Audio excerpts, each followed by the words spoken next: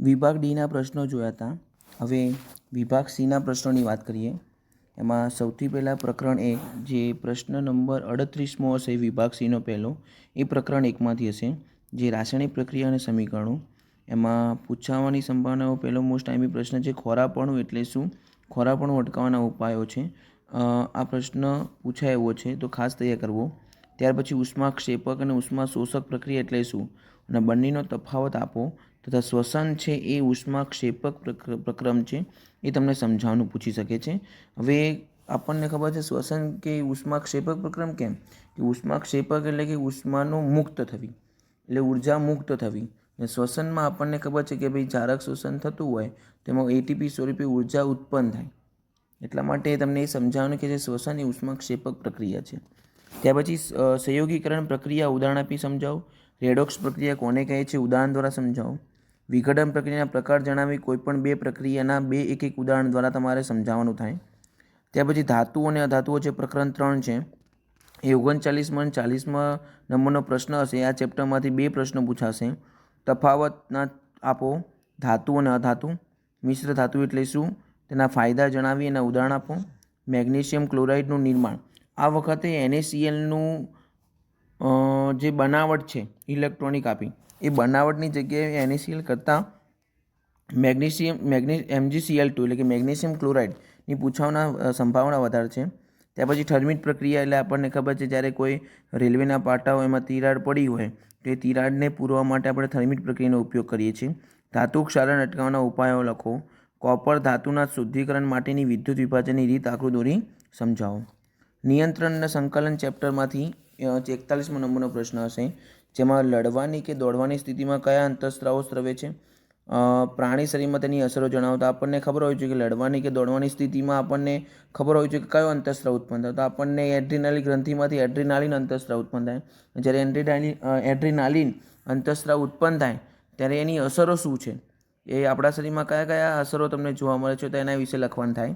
પછી વનસ્પતિ અંતઃસ્ત્રાવ નામ તે જણાવી તેના અસરો જણાવો. તો વનસ્પતિ અંતઃસ્ત્રાવો કેટલા હતા, તો આપણને ખબર છે વનસ્પતિ અંતઃસ્ત્રાવના મુખ્ય તો બે પ્રકાર પડે, વૃદ્ધિ પ્રેરક અને વૃદ્ધિ અવરોધક. એમાં વૃદ્ધિ પ્રેરકમાં ઓક્ઝિન, જિબ્રેલિન અને સાઇટોકાઇનિન, એ ત્રણ વિશે લખો દો. અને છેલ્લે વૃદ્ધિ અવરોધક તરીકે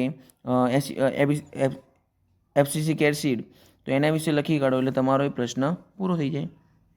ત્યાર પછી માનવ મગજના ભાગો સમજાવો. એમાં આકૃતિ દોરવાની તમારે આવતી નથી. પરાવર્તિત કમાન એટલે શું, કરોડરજ્જુનું પરાવર્તિત ક્રિયા સમજાવો.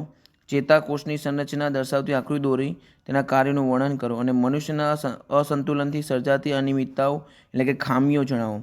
મનુષ્યના અસંતુલનથી સર્જાતી ખામીઓની વાત કરીએ તો કઈ તો આપણને સૌથી પહેલાં તો સ્ટાર્ટિંગથી જોવા જઈએ કે જો વૃદ્ધિ અંતઃસ્ત્રાવ ઓછો ઉત્પન્ન થાય તો વામનતા થાય, વધારે ઉત્પન્ન થાય તો વિરાટકાયટા, તો બંને વિશે લખવાનું થાય. ત્યાર પછી જો ગોઈટર નામનો રોગ થાય જે થાઇરોક્સિન અંતઃસ્ત્રાવની ઉણપના કારણે થાય છે. ત્યાર પછી ડાયાબિટીસની વાત કરીએ તો ડાયાબિટીસ છે એ આપણને ખબર હોવી જોઈએ કે જ્યારે ઇન્સ્યુલિન છે આપણા શરીરમાં સ્વાદુપિંડ દ્વારા ઉત્પન્ન થતો હોય, જો એમાં ઘટ હોય, ખામી હોય, તો એના કારણે ડાયાબિટીસ નામનો રોગ થઈ શકે છે. ત્યાર પછી પ્રકરણ 7માંથી સજીવો કેવી રીતે પ્રજનન કરે છે, એમાંથી 42મો અને 43મો પ્રશ્ન, એમાં સ્ત્રીનું પ્રજનન તંત્ર આકૃતિ દોરી સમજાવો. વેરી વેરી મોસ્ટ ટાઈમ બી છે, ઘણીવાર પૂછાઈ ગયેલો પણ છે.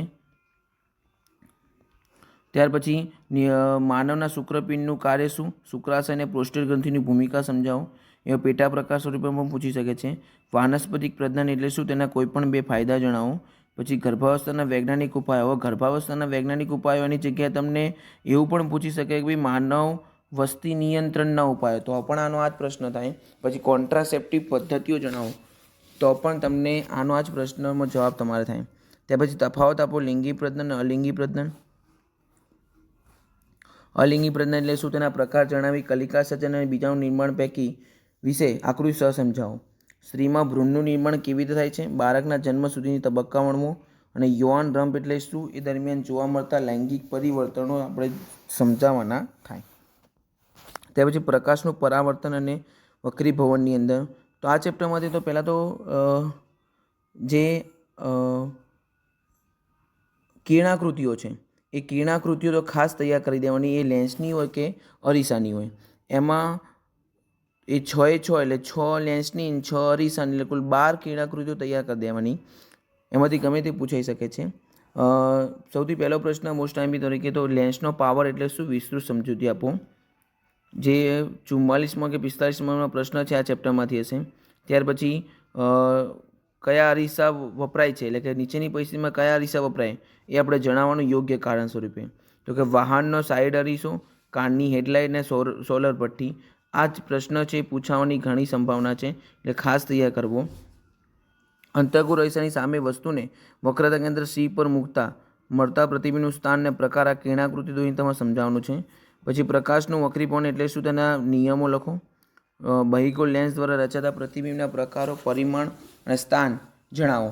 એમાં કિરણાકૃતિ પણ દોરવાની કીધી છે. વસ્તુ 2F પર મૂકવામાં આવે અને બીજું વસ્તુ F અને 2Fની વચ્ચે મૂકવામાં આવે. અંતર્ગોળ અરીસાના ઉપયોગો લખો. પછી દાખલામાં ઉદાહરણમાં 9.1, 2, 3 ને 4 સ્વાધ્યાયની અંદર 10મો, 11મો, 14મો, 15મો અને 17મો. વિદ્યુતવાળા ચેપ્ટરની વાત કરીએ તેમાં અવરોધના સમાંતર જોડાણ અને શ્રેણી જોડાણ એ સમતુલ્ય અવરોધનું સૂત્ર બંનેમાંથી સૌથી વધારે પૂછાય એવી સંભાવના છે આ વખતે શ્રેણી જોડાણની. તો શ્રેણી જોડાણ સમતુલ્ય અવરોધ સૂત્ર તારવવાનું તમને પૂછાઈ શકે છે. ત્યાર પછી વિદ્યુત તાપી અસરના વ્યવહારિક ઉપયોગે ઉદાહરણ આપી સમજાવો. ઓહમનો નિયમ ચકાસો. ત્યાર પછી વિદ્યુત પ્રવાહની તાપી અસર એટલે શું, શા માટે ટોસ્ટર તથા વિદ્યુત ઇસ્ત્રીની કોઇલ શુદ્ધ ધાતુની ન બનાવતા નિક્રોમ મિશ્ર ધાતુની બનાવવામાં આવે છે. વિદ્યુત પાવર એટલે શું, તેનું સૂત્ર જણાવી એકમ જણાવો. દાખલાઓની અંદર 11.5, 7, 8, 9, 10 અને 13 એમાં 11.13 છે એ પૂછવાની સંભાવના વધારે છે. અને સ્વાધ્યાયની અંદર વાત કરીએ તો 18, 16, 15, 13, 12 અને 6. તો વિભાગ C ની અંદર આટલા ચેપ્ટરમાંથી આ રીતે પ્રશ્ન પૂછાઈ શકે છે.